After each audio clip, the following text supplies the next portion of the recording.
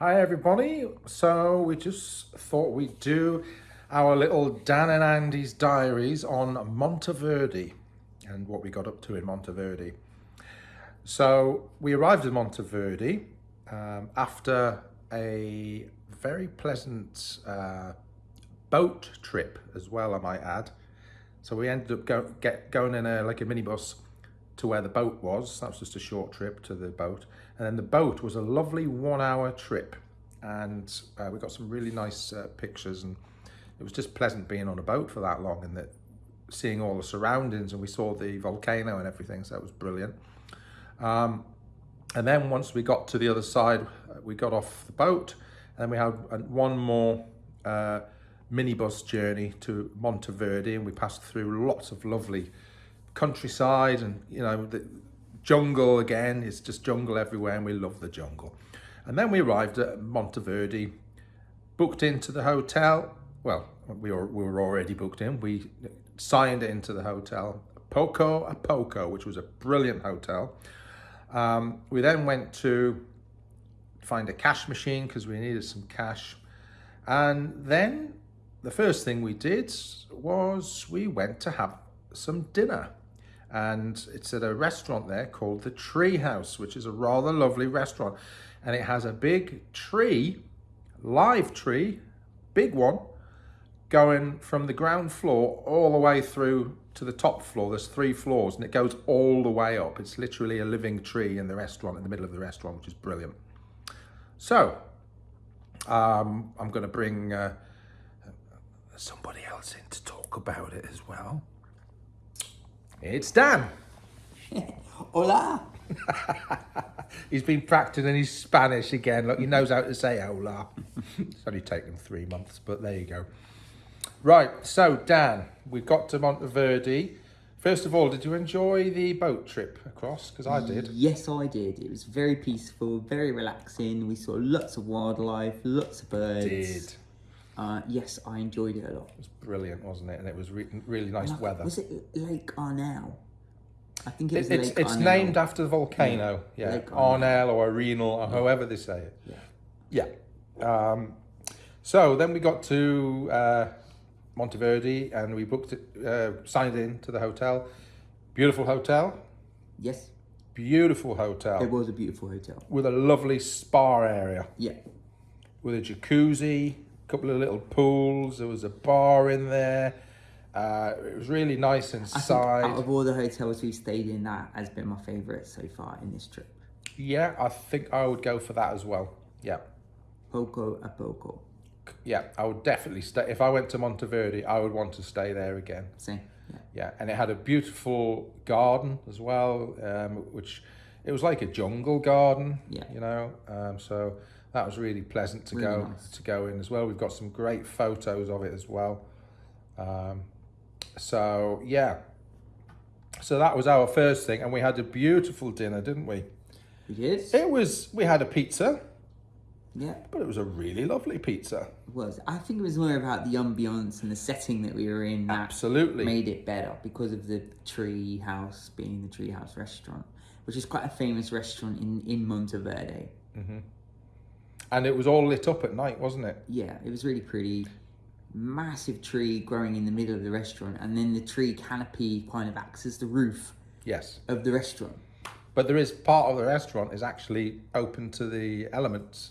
Yeah. So if it rains, obviously you can't really sit on those table and seats. But it's Really nice inside. They have all these luminous lights that change colour all the time that light up the tree at night, and it looks really lovely. Yeah, and we had a pizza, which was a lovely pizza. They served it on a wooden board with a handle on it, wasn't it? But the pizzas were delicious.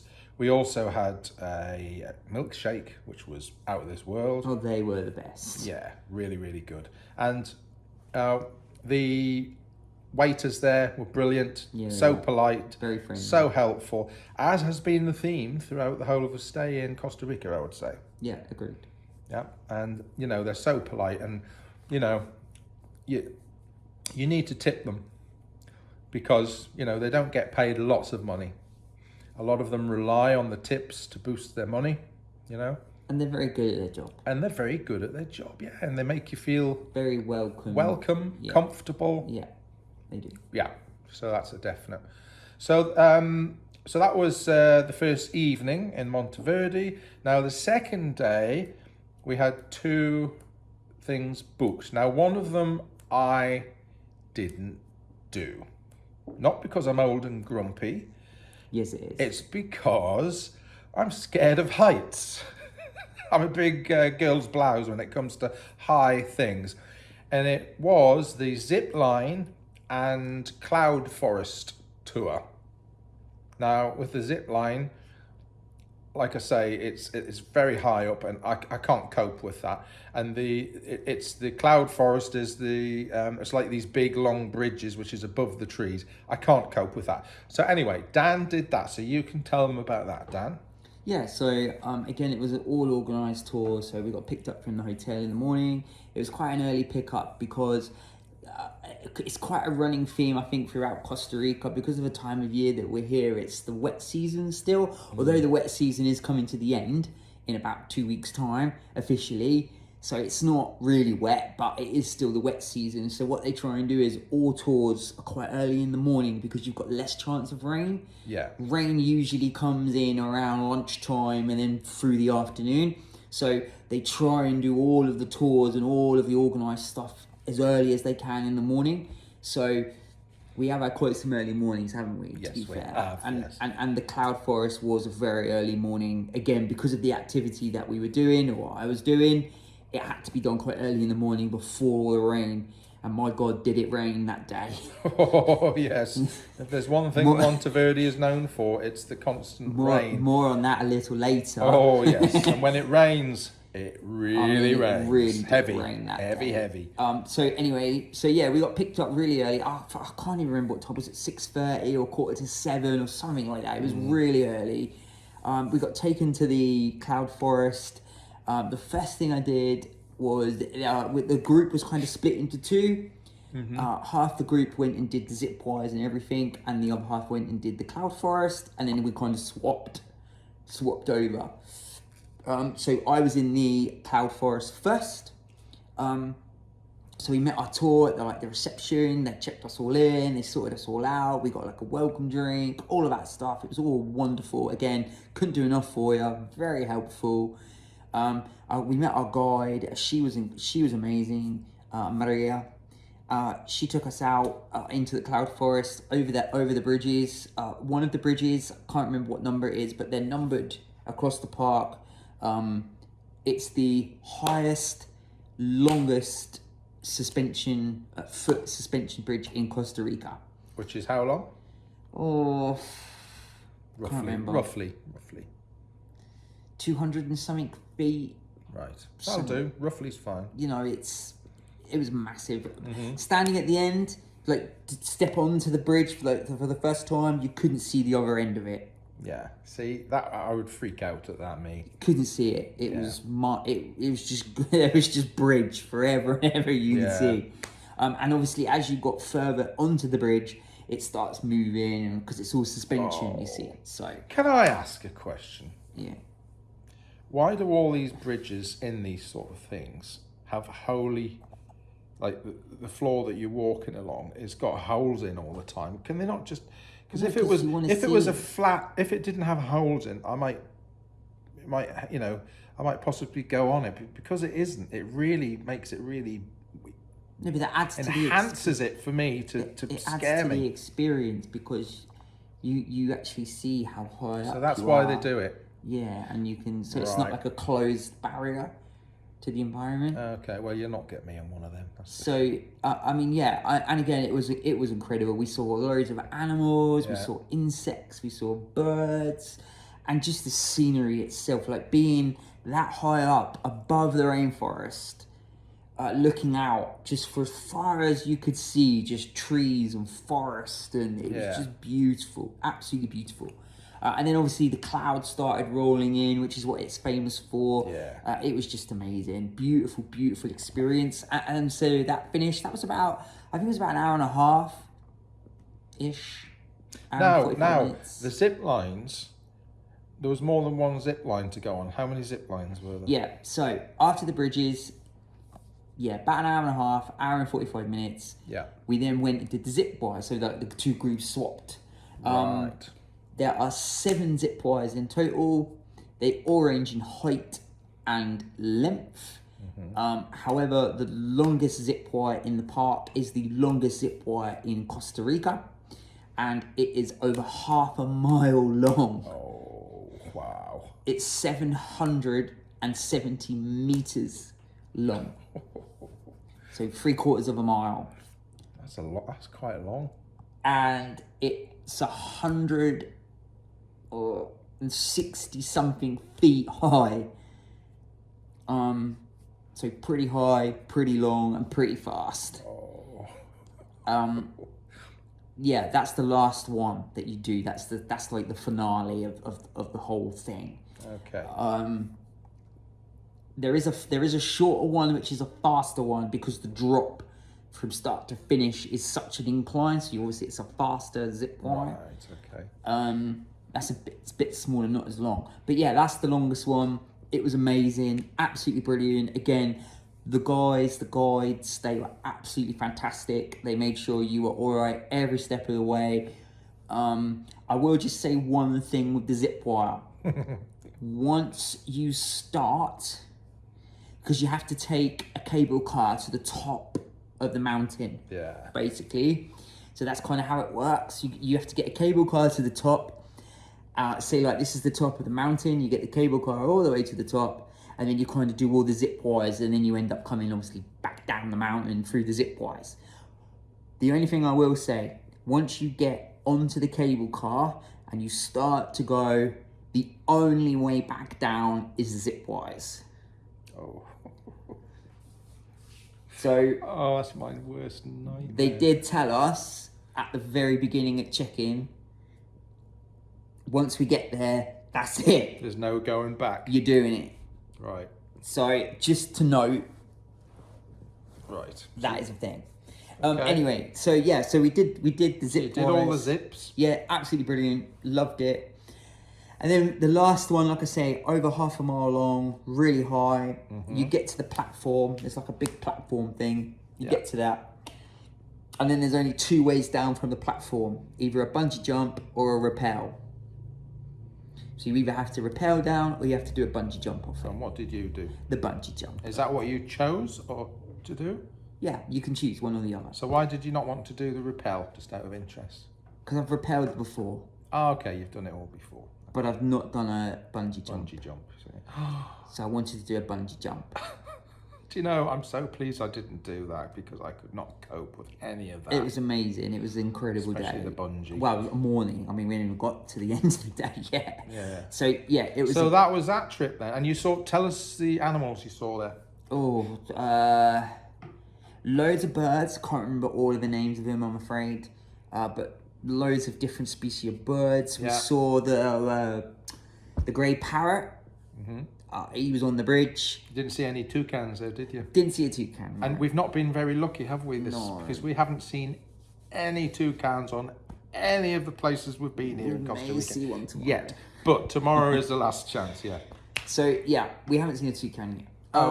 Yeah, it was a grey parrot, loads of other different birds, can't remember all their names, loads of different insects. We saw this blue beetle, which sticks in my mind because it was absolutely beautiful. It was this big beetle, like about this big, but it was like a metallic blue colour. Yeah. And it just shines. It's a nice picture, that. In the sunshine, like like it sparkles where it's this metallic blue. It's beautiful. Yeah. We saw that. We saw the tarantula, which I was really stoked about. That was really cool. He was down in the burrow. The guide knew that obviously the tarantula's burrow was there, so she showed us the little burrow and then put this little camera thing down, and we could see the tarantula in his burrow. It was amazing. Right. We saw raccoons. Yeah, we saw a raccoon. We saw loads of insects. So yeah, I mean, it was great. Brilliant. Did all the zip wires, did the bungee jump. Morning done. And then the heavens opened. They did. Now, whilst Dan was doing all that, myself, I was having a wander through. The hotel has got a beautiful garden, quite a big one. It's kind of in the jungle. So I went for a walk through the jungle and stuff. And I came across a load of the leafcutter ants that we saw when we went to the volcano. So I decided to take some close-up videos of them, and it was fascinating, you know. And because I remembered what the guide had told us on the volcano one about, you know, the worker ants, the soldier ants, and the ants that check the quality of the leaves which go on. So I thought I'm going to watch out for all that, and I videoed it, and it was amazing actually watching it all happen. So if you're into that sort of thing, it's quite an amazing thing to see. So I did that. I then went for a jacuzzi. I thought I'll just chill out and wait for Dan to come back, ready for the next tour, being the coffee tour, the coffee plantation, the Don Juan coffee plantation. So that is what we did next. Now, it's you got sort of three experiences in one, because you got to see, you get told about the coffee. They also do sugar cane there, so they take the juice out of the sugar cane, and also chocolate.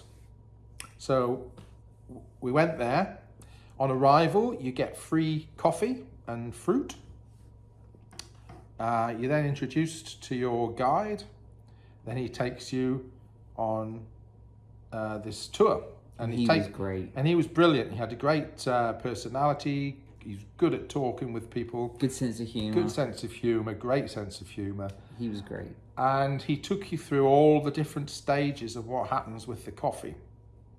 And we got to... And the chocolate. And the chocolate as well. The first thing we did was a sugar cane. And it looked like a bamboo stick, quite a tall one, didn't it? Yeah. And then he had a machine there, which you put the stick, it's like a roller press. Something like in the olden days when they used to wash their clothes, they'd put it through this roller which rang it out. It's that sort of thing. And he got, there was audience participation in this. So he got two people turning the cog, which turns this press. And then himself and I volunteered to put this bamboo stick through the press 5 times. And as you do that, the juice from it, and it's amazing how much juice you get from it, collects below. And that's what we did. And he then poured the juice into a few small cups so everybody could taste the juice from this stick.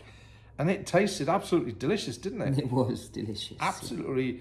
It just felt like It was sugarcane juice. It was sugarcane. Yeah, but it was a nice sweetness. It wasn't like over sweet, I thought. No, it was nice. It was beautiful, so you get to try that. It was really nice. Then we moved on to the actual cocoa, the chocolate beans, what they use to make the chocolate. And he had this pod, and he smashed it in half. And it had all these coffee beans in, which is surrounded by this white, slimy stuff. But it's sweet. The slimy stuff is sweet. And he then gave us all these beans to try, not to crunch. He says, don't crunch it because it'll be bitter, but just suck it. And we did, and we sucked all this white flesh off it, and it was all sweet and delicious and gorgeous. It was, yeah. Wasn't it? Yeah. He went into the details of, you know, what they do to produce the chocolate. You know, how they grind down the chocolate beans, and he actually did it. And there was a machine that he showed us that you put the chocolate, or the pieces of the cocoa, and you put it in this machine, and it turns it into a paste. Once he did, well, actually, he got me to turn it, didn't he? You did. I was turning the machine to make the paste. You did a very good job. I did, didn't I? You did. And then once the paste was there, he started adding all these ingredients. Yeah. White pepper. Yeah. Which I thought, pepper. Salt. Cinnamon. Vanilla. What? Sugar. What else was there? Oh, there's one other one. But what was the liquid? Everyone was joking it was soy sauce, but it wasn't. Oh, it was. Oh, No, I think it was soy sauce. No, I don't think it was. He was joking with Was he everyone. joking about that? Was it? I thought it was. Oh, I can't remember. I can't remember. Some But sort of liquid. so as he was putting all this in, he got me and Dan to mix it with a spoon. All of this in, and we did that, and then we all got to try it, and it was like a chocolate. It was like runny chocolate. Yeah. With all the like melted chocolate. yeah, and when you take, and it was really nice. It was delicious. Yeah. So that was good. Yeah. He went into the details of the different coffee countries of the world, and which are the worst ones and which are the best ones. And the worst ones were Brazil and Vietnam, weren't they? Yes. Apparently their coffee's not their coffee is not good that quality. great. Yeah. The most popular, the best coffee in the world is from Ethiopia, which I didn't know. And then they made coffee. And then second is Costa Rica, and I've got to say, every cup of coffee I've had since I've been in Costa Rica. Yeah. So the only problem is Costa Rica is not a global exporter of coffee. No. They export most of their coffee to the US and the US only. So so that was a good tour, wasn't it? It was brilliant. You know, yeah. It's All in all, it was an amazing day. I was absolutely knackered. Yeah, To be fair, but it was an incredible day. it was. Really good day. So after the coffee tour, we got back, we got ready, and we went out for dinner in the evening, didn't we? Yep. And we just went. There's an area where there's quite a few eating places, and we went to a place called was it Sabu Tico? Wasn't it? Something like that. Sabu Tico, and we had a really delicious meal. We've been trying to tick off our list of traditional Costa Rican foods to try, and we're virtually at the end of it now. And we hadn't at this point tried casada. Now you can get various types. You can get chicken, you can get beef, you can get fish. But anyway, I had a chicken, and you had pork chops, didn't you? Casada. Yeah. And you get the traditional rice and beans, which you seem to get with a lot of dishes in Costa Rica. Plantain, which I love. I love the plantain. Salad. Yeah, so that is the casado. So And that's the casada. the casado is those elements, and then the only thing that's different is you choose the protein. Yeah. So you can have chicken, pork, lamb, fish. Yeah. You know. So that was delicious, wasn't it? And we had another milkshake, I believe, didn't we? And that was delicious. Which is the milkshakes here are really good. They always use proper ice cream for them, and they're so nice. They were nice. delicious, yeah. So we had that, and then that was it for And I think I fell asleep. You fell asleep, didn't you? Yes. And then I think we went to the jacuzzi again. oh yes, we went back and we had another jacuzzi, and that was nice just to finish because it was the last night. We thought we'd chill out in the jacuzzi.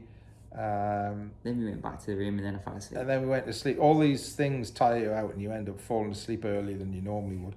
So, and then the following morning we got up, we had our last breakfast there, which was nice as well. They do nice breakfasts.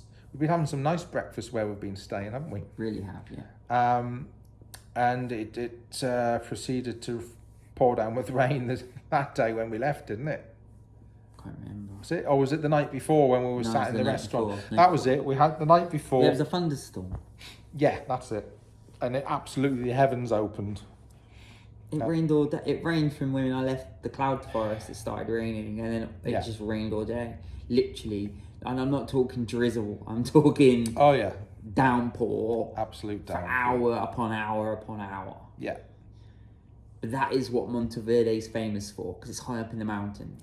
it is, and you know it's lovely. It's beautiful. I love watching the clouds come in, and the clouds they don't just drift in slowly. They start coming down the hill as you're watching it, and then the next minute you know the whole hotel's surrounded by clouds, You can't see nothing. and you can't see anything now. And it's so relaxing. It is, yeah. It is. And even when it absolutely pours down, it's so relaxing watching it. It is, yeah. Yeah, really good. So that's our roundup of Monteverde. So watch out for the next one, because that's going to be all about Manuel Antonio. Yes, so yeah, stay tuned. Stay tuned for that, and until then, Like, share, and subscribe. oh yes, don't forget to do that, and comment if you want to leave a comment. Adios. So until there, Hasta luego. adios.